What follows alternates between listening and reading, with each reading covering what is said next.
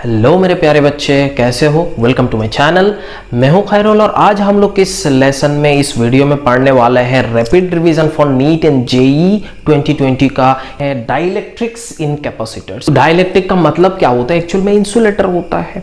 तो अभी तक हमने कैपेसिटर का जो भी कॉन्सेप्ट पढ़े थे, जो भी रैपिड रिवीजन में कोर्स कर रहे थे, जो भी रिवाइज कर रहे थे, अगर वो वीडियोस आप देखना चाहते हो तो आई बटन क्लिक करके उसको देख सकते हो कि बहुत अच्छे तरीके से मैंने जो प्रीवियस ईयर में आया हुआ है और आगे भी आने वाला जो भी कॉन्सेप्ट हो सकता है सारे को मैंने इंक्लूड करा और आपको रिवाइज कर दिया। अगर आपको ये स्लो लगे तो 1.5x या 2x से आप इसको देख सकते हो, इसमें कोई शक वाली बात नहीं है। सारे कॉन्सेप्ट आपको देखना है। एग्जाम से पहले आपको पूरा का पूरा रिवाइज हो जाना चाहिए। सारे कॉन्सेप्ट आपने क्लियर करके गए हैं, सारे कॉन्सेप्ट आपने रिवाइज किया कि नहीं, ये सारे चीज देखना है। एक चैप्टर में 1.5-2 घंटे के 1-1.5 घंटे के अंदर खत्म कर देता हूँ। हालांकि इसमें लेसन में क्रिएट करता हूँ धीरे धीरे, ताकि आप पढ़ते हो फिर आप क्या करते हो, उसमें न्यूमेरिकल लगाने का है, तो ये ऐसा करके आप उसको देखते जाओ और आराम से उसके चलते जाओ। ठीक है, अगर वीडियो पसंद आए तो आप लाइक करिएगा, शेयर करिए अपने दोस्तों के साथ और सब्सक्राइब करने ना भूलिएगा, बोलने का जरूरत भी नहीं है। ओके, तो एंड तक इस वीडियो को देखिएगा। डाइलेक्ट्रिक्स आप बहुत ज्यादा इंपॉर्टेंट है, नीट में भी पूछता है, मेंस में भी आपको पूछता है। बहुत अच्छे से आपको यह क्लियर होना चाहिए। इस वीडियो में हम लोग डाइलेक्ट्रिक्स से रिलेटेड जो भी कॉन्सेप्ट होता है सारे के सारे पढ़ेंगे। पहले बात तो है डाइलेक्ट्रिक्स क्या होता है, डाइलेक्ट्रिक के कारण इलेक्ट्रिक फील्ड का क्या चेंज आता है। अगर डाइलेक्ट्रिक को हम एक कैपेसिटर के अंदर डाल देते हैं तो उसमें कैपेसिटेंस क्या होता है, एनर्जी स्टोर्ड क्या होता है, वोल्टेज कैसे होता है, चार्ज का चेंज कैसा है, वो सारे चीज यहाँ पे पढ़ाया जाएगा। उसके बाद आपको पढ़ना है multiple dielectrics in one capacitor. एक कैपेसिटर के अंदर हमने मल्टीपल डाइलेक्ट्रिक्स लगा दिया तो क्या होगा। उसके बाद हमें पढ़ना है कैपेसिटर्स विथ वेरिंग पैरामीटर। जो कैपेसिटर होता है उसमें हम लोग पैरामीटर को अगर चेंज करते हैं तो कैसे कैसे उसको कैसे करा जाता है, वो सारे चीज हम इसमें पढ़ने वाले हैं। तो चलिए शुरू करते हैं।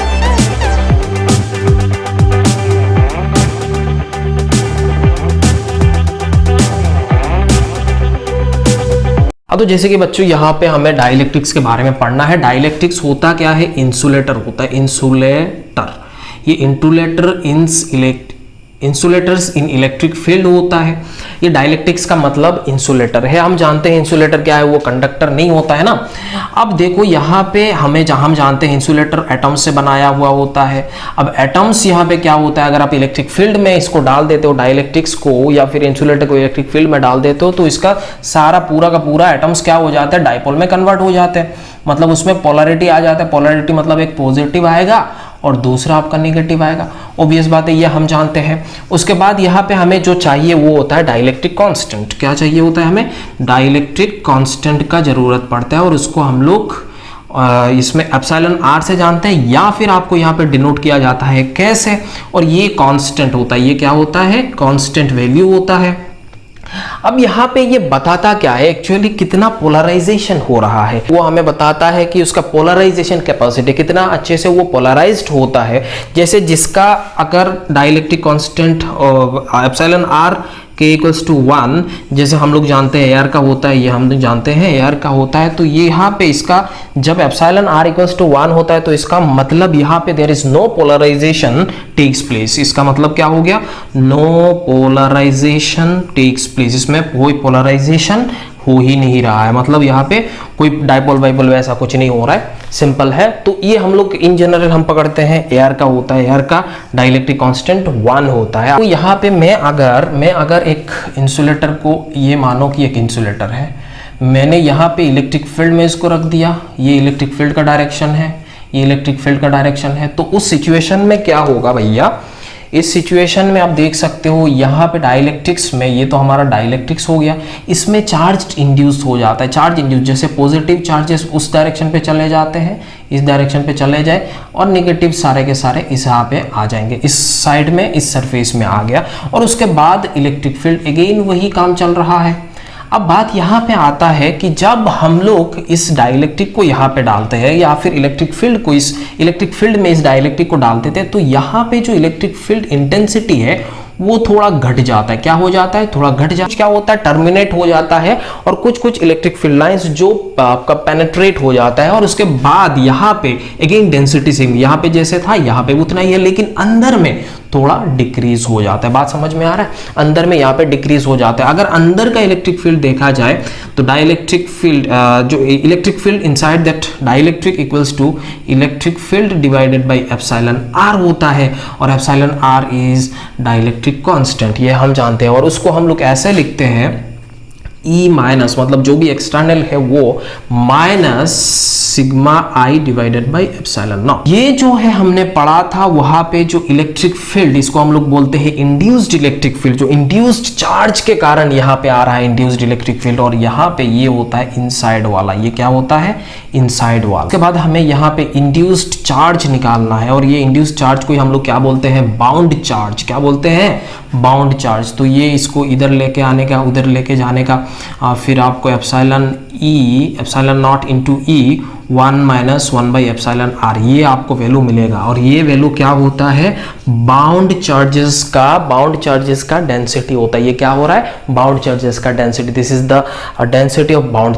तो ये जो हमने लिखा sigma I is the surface density of bound charge. यहाँ पे जो चार्जेस है उसको क्या बोला जाता है? बाउंड चार्ज बोला जाता है। ये बाउंडेड होते हैं, है ना।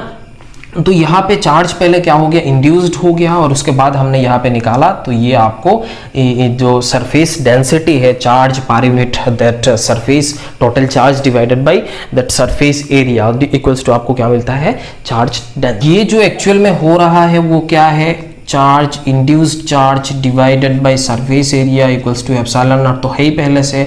और ये वेज टू क्या होता है? Sigma divided by epsilon naught. Sigma मतलब Q, total Q divided by A into epsilon naught, ये 1 माइनस 1 बाई एप्सिलॉन आर। तो ये आपका बन जाता है, और ए कैंसिल आउट करोगे, एप्सिलॉन कैंसिल आउट हो जाएगा। तो यहाँ पे चार्ज, इंड्यूस्ड चार्ज या फिर charge bounded charge equals to bound charge equals to, ये आपको पता चल जाता है। तो यहाँ से जो हमने चार्ज का इक्वेशन मिला हमें, तो पहले ये मिला फिर ये मिला, ये हो गया हमारा बाउंड चार्ज का वैल्यू कितना है, वो कितना कूलम है, ये आप यहाँ से निकाल सकते हो। बात समझ में आ रहा है कि नहीं भाई? वो इस चीज को हम थोड़ा और इलेबोरेट करते हैं। जैसे देखो यहाँ पे मानो कि एक कैपेसिटर प्लेट है, मानो कि ये कैपेसिटर प्लेट है, और इस कैपेसिटर प्लेट का जो भी हमें कैपेसिटेंस है, जो C इक्वल्स टू क्या जानते हैं? C equals epsilon A divided by D, यही होता है ना। अगर मैंने यहाँ पे एक डाइलेक्ट्रिक को इंसर्ट कर दिया, डाइलेक्ट्रिक को अगर मैंने इंसर्ट करा, यहाँ पे मैंने इसको डाइलेक्ट्रिक को इंसर्ट करा, तो ये एप्सिलॉन R बन जा रहा है। अब इस सिचुएशन में अगर इसको यहाँ पे आप रख देते हो तो यहाँ पे क्या होगा? चार्ज इंड्यूस्ड हो जाएगा, और यहाँ पे आप बोल सकते हो प्लस चार्ज, ये तो हो गया, ये माइनस चार्ज, और इसमें क्या हो जाएगा? माइनस चार्ज आई, और ये माइनस प्लस हो जाएगा। अब यहाँ से जो चार्ज का वैल्यू है जो अभी अभी मैंने निकाला, Q equals to 1 minus 1 by epsilon naught, sorry epsilon R, तो ये क्या हो जाएगा? ये वाला आपका ये बाउंड चार्ज हो गया, और ये आपका इस चार्ज हो गया। बात समझ में आ रहा है कि नहीं? पूरा A to Z आपको समझ में आना चाहिए कैसे कैसे हम इसको आगे बढ़ रहे हैं। तो यहाँ पे अगर आप क्या कर रहे हो? यहाँ पे चार्ज कर रहे हो, यहाँ पे आप कैपेसिटेंस में इसको इंसर्ट कर रहे हो, तो उस सिचुएशन में इसका ये है, और उसके बाद ये कैपेसिटेंस इतना हो जाएगा, और कैपेसिटेंस का वैल्यू मैंने पहले भी आपको बताया था इस सिचुएशन में, epsilon naught into epsilon R A divided by D, इसको हम लोग क्या बोलते हैं, या फिर इसको हम ऐसा बोल सकते हो एप्सिलॉन आर इंटू सी, या फिर K इंटू सी। तो आप देख सकते हो अगर डाइलेक्ट्रिक को हम इंसर्ट कर देते हैं तो capacitance of this capacitor will increases. बात समझ में आ रहा है कि नहीं? बोलो भाई। अगर ऐसा इंक्रीज हो रहा है तो यहाँ पे effect of capacitance, effect of dielectric field in capacitor अगर पूछा जा रहा है तो आप सीधी सीधी बात बोल सकते हो कि यहाँ पे कैपेसिटेंस इंक्रीज हो जाए। अभी हम डिटेल में पढ़ेंगे, अगर हम एक डाइलेक्ट्रिक को इंसर्ट कर दे कैपेसिटर के अंदर तो उस सिचुएशन में क्या हो सकता है, क्या क्या चेंजेस आ सकता है, सारे पैरामीटर्स अभी हम डिस्कस करने वाले हैं। हाँ तो प्यारे बच्चे यहाँ पे देखो effect of insertion of dielectric in a capacitor. अगर कैपेसिटर में हमने क्या करा है, डाइलेक्ट्रिक को घुसा दिया, इंसर्ट कर दिया, तो उस सिचुएशन में क्या हो सकता है? दो केस हो सकता है। एक इनिशियल केस हमने लिखा battery remain connected during insertion, और दूसरा हो गया हमारा battery is disconnected before insertion. एक में हमने इंसर्ट करते वक्त बैटरी कनेक्टेड है, दूसरे में हमने क्या करा कि इंसर्ट करने से पहले हम बैटरी को डिस्कनेक्ट कर चुके हैं। बात समझ में आ रही है? तो एक एक केस हम डिटेल में पढ़ने वाले हैं। इसमें क्या क्या हो सकता है, पहले चार्ज क्या था, अभी चार्ज क्या होगा, यहाँ पे पहले चार्ज क्या था, या फिर जो भी पैरामीटर्स है सारे पैरामीटर्स को हम यहाँ पे देखने वाले हैं। हाँ तो यहाँ पे ध्यान से जरा देखो, अगर हम एक डाइलेक्ट्रिक को इंसर्ट करते हैं तो कैपेसिटेंस इंक्रीज हो जाता है, और कैपेसिटेंस का जो भी वैल्यू होता है वो क्या होता है? K इंटू सी। K K इंटू सी ये होता है। यहाँ पे जो बैटरी है उसका पोटेंशियल या जो भी पोटेंशियल है बैटरी का जो वोल्टेज है वो क्या होगा, सेम रहेगा, ये V इक्वल्स टू सेम रहेगा।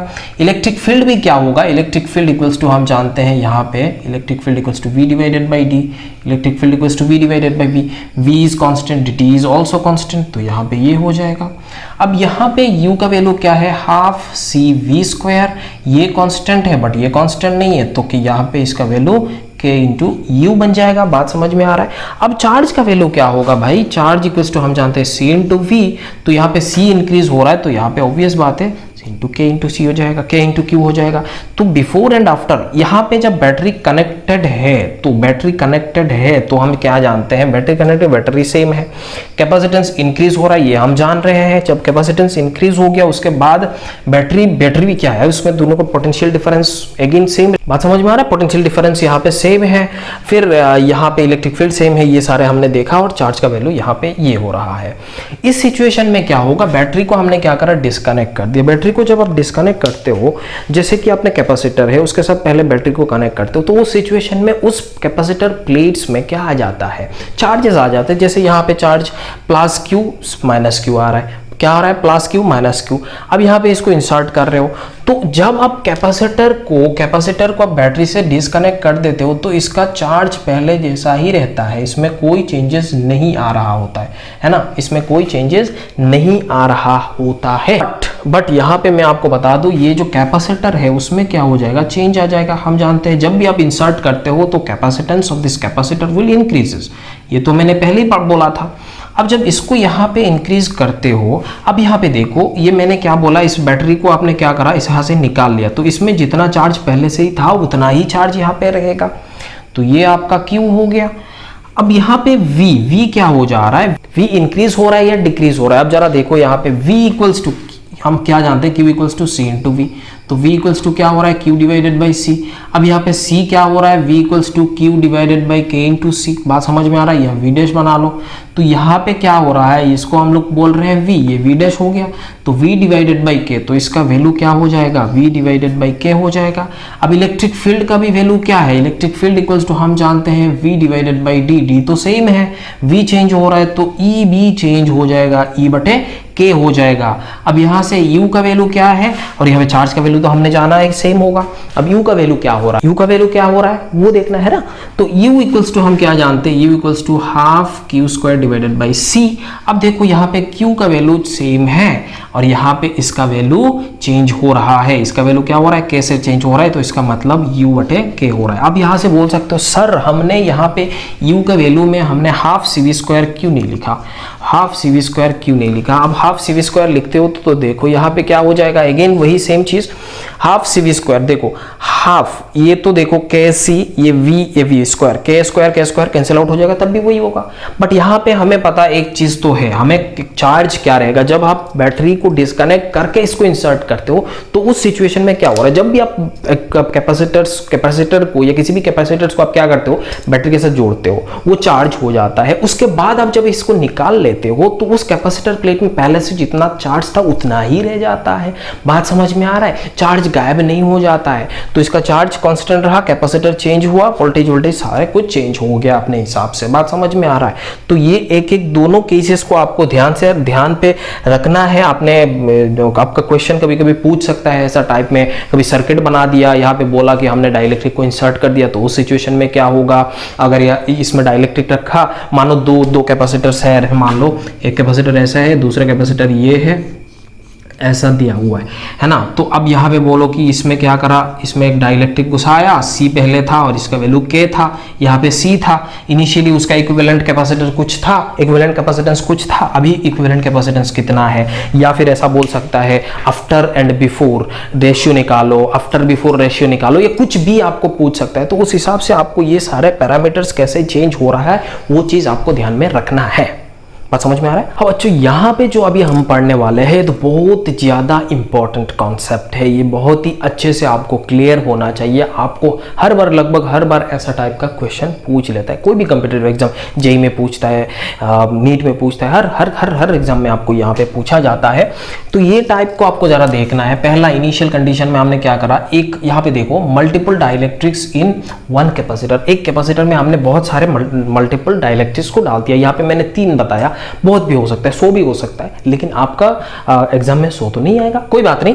तो यहाँ पे देखो, यहाँ पे एक डाइलेक्ट्रिक हो गया, ये दूसरा डाइलेक्ट्रिक हो गया, ये तीसरा डाइलेक्ट्रिक हो गया, ये 3 डाइलेक्ट्रिक्स, मतलब हम एज्यूम कर सकते हैं। तो ये एक डाइलेक्ट्रिक्स, मतलब ये एक कैपेसिटर प्लेट हो गया, दूसरा कैपेसिटर प्लेट हो गया, तीसरा कैपेसिटर प्लेट हो गया, 1 2 3, ये 3 है। तो तीनों के तीनों कैपेसिटर, अगर यहाँ पे एक प्लेट, ये एक प्लेट, ऐसा मानेंगे तो तीनों के तीनों हमें क्या नजर आ रहा है, तीनों के तीनों सीरीज कॉम्बिनेशन में नजर आ रहा है।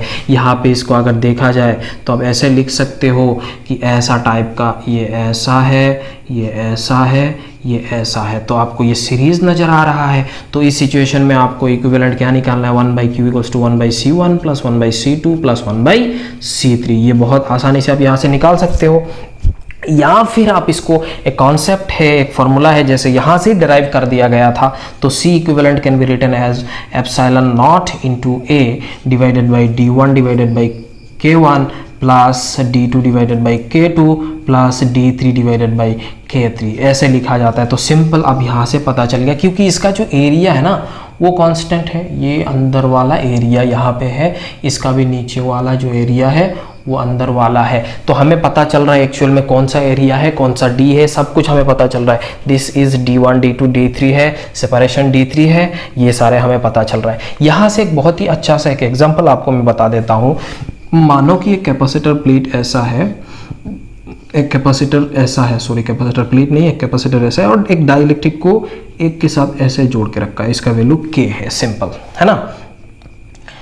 अब आपको पूछा इसका इक्विवेलेंट कैपेसिटर कितना है, तो आप यहाँ पे एज्यूम कर सकते हो कि यहाँ पे 2 कैपेसिटर है। अगर इसका वैल्यू मान लो, इसका थिकनेस आपको t दिया हुआ है, तो ये वाला क्या हो जाएगा, d - t। अगर separation between this 2 plates is d, तो अब यहाँ से देखो इसका वैल्यू हमें पता चला। अब यही सेम कॉन्सेप्ट, यही सेम फॉर्मूला आप यहाँ से इस्तेमाल कर सकते हो, क्योंकि हमें नीट एंड जेईई एग्जाम में हमें क्या चाहिए, रिजल्ट चाहिए। एडवांस में आपको इलस्ट्रेशन चाहिए होता है, आपको पूरा डिराइव करना होता है, आपको कॉन्सेप्ट ज़्यादा पूछा जाता है, लेकिन जेईई एंड नीट में ज़्यादातर फॉर्मूला बेस्ड पूछा जाता है, तो आपको फॉर्मूला में जाना है ना। तो यहाँ पे ε0 × A डिवाइडेड बाई, ये देखो t डिवाइडेड बाई k, ये पता चला, plus d - t divided by k का वैल्यू यहाँ पे 1 है, क्योंकि यहाँ पे हम एज्यूम कर रहे हैं कि यहाँ पे एयर है, और मैंने पहले ही बताया ε R = 1 फॉर एयर। तो ये चीज़ हम यहाँ पे बोल सकते हैं। यहाँ पे एक मज़ेदार चीज़ ये भी है, अभी इसको साइड में रखो, बीच में रखो, कहीं पे भी रखो, लेकिन ये कैपेसिटर प्लेट के अंदर रखना है। इस प्लेट के साथ जुड़े हुए रखो, या उस प्लेट के साथ जुड़े हुए रखो, या बीच में रख दो, मिडिल में रख दो, कोई दिक्कत नहीं है, कहीं पे भी रखो, आपका रिजल्ट यही आने वाला है, ε0 A divided by t divide by k plus d - t। ऐसा सिंपल क्वेश्चन आपको कभी कभी पूछ लेता है, इवन जेईई मेंस में भी बहुत बार क्वेश्चन पूछा, नीट में भी आपको यही डायरेक्ट ऐसा ही क्वेश्चन पूछ लिया था, है ना। तो प्रीवियस ईयर का क्वेश्चन अगर आप देखोगे तो आपको पता चल जाएगा मैं सही बोल रहा हूँ, ये झूठ नहीं बोलता।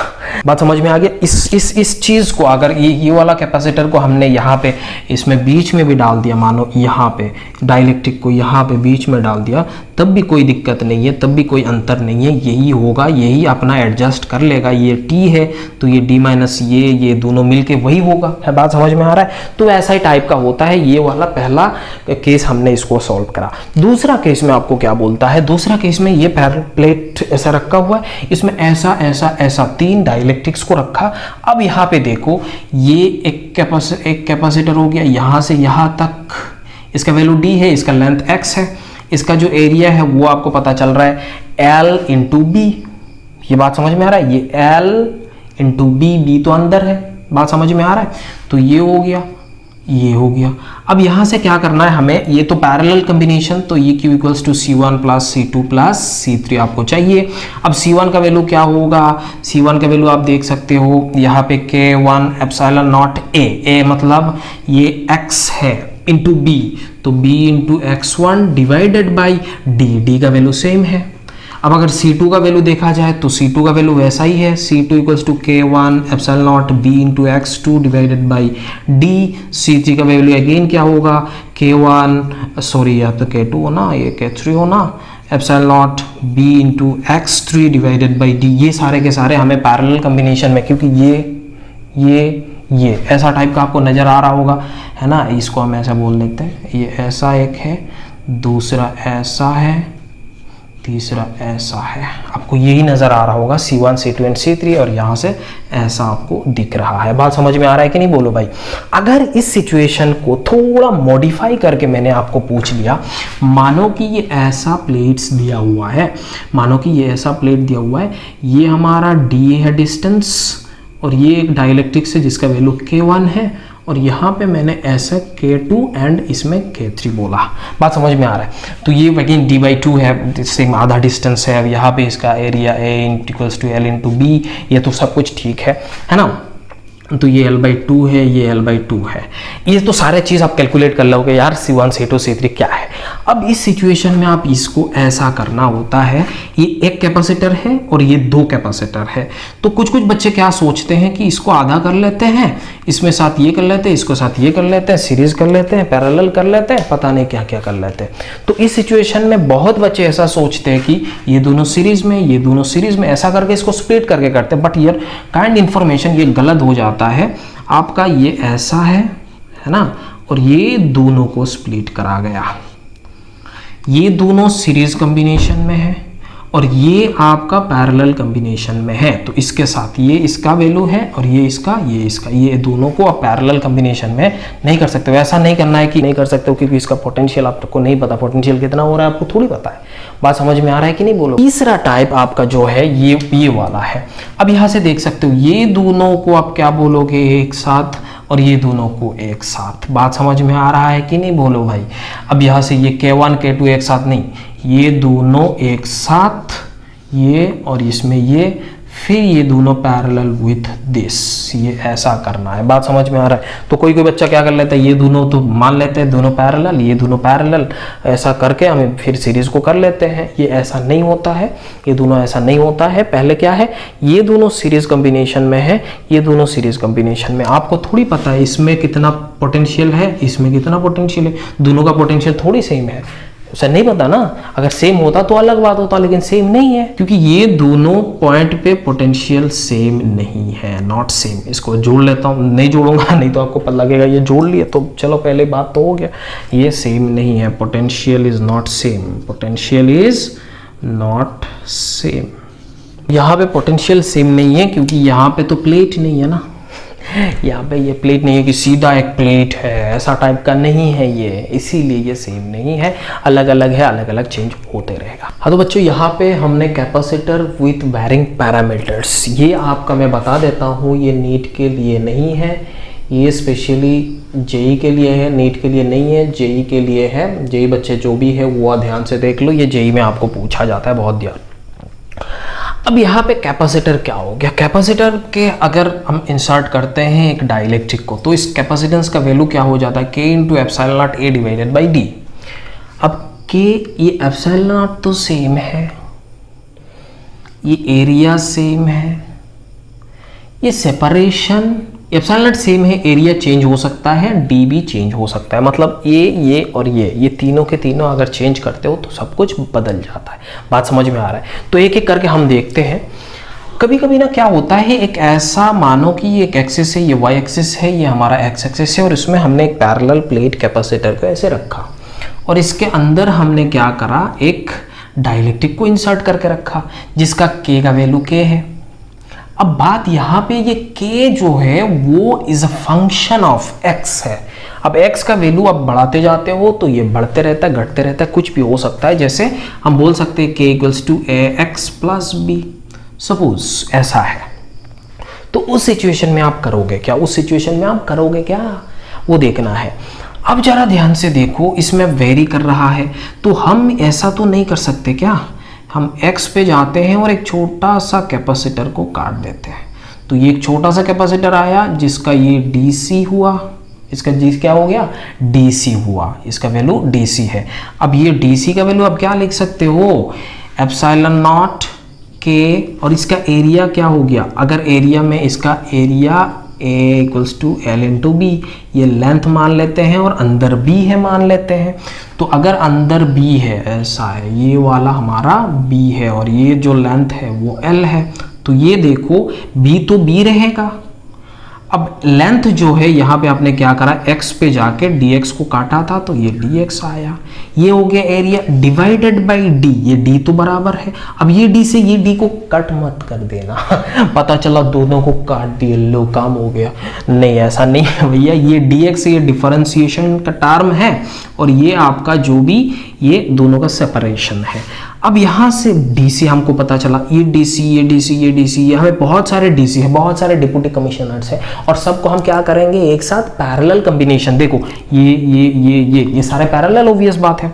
तो हम क्या करेंगे, total C equals to integration DC equals to, अब देखो एप्सिलॉन नॉट K का वैल्यू जो भी है मान लेते हैं AX प्लस B हुआ into B dx divided by d, इसको इंटीग्रेट करना है कहाँ से किधर, 0 to L। अगर इसका वैल्यू 0 है और यहाँ पर वैल्यू L है तो आप सीधा बोल लो कि 0 to L तक इसको इंटीग्रेट करना है और C का वैल्यू निकाल लेना है। अब आई होप आपको ये बात समझ में आ गया, मैंने एक्चुअल में करा क्या, बात समझ में आ गया ना, हमने इंटीग्रेशन करा, इंटीग्रेशन करके करके आगे बढ़ा। दूसरा बात यहाँ पे अगर मैंने क्या बोला कि यहाँ पे ये ऐसा ना हो के ये पैरेलल प्लेट से, ये दूसरा केस है, मानो कि ये पैरेलल प्लेट है और यहाँ पे ये y डायरेक्शन पे ये क्या कर रहा है, वेरी कर रहा है, ये y डायरेक्शन पे वेरी कर रहा है।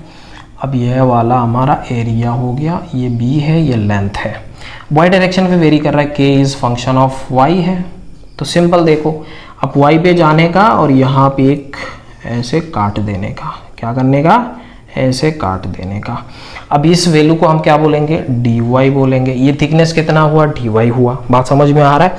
तो dc can be written as dc equals to epsilon naught k into area. Area कौन सा है, ये तो सेम बराबर रहा ना, l इंटू बी, ये तो बराबर है अंदर, तो l इंटू बी ठीक है, लेकिन आपका ये जो डेप्थ है, ये जो आपका सेपरेशन है वो कितना है, dy है।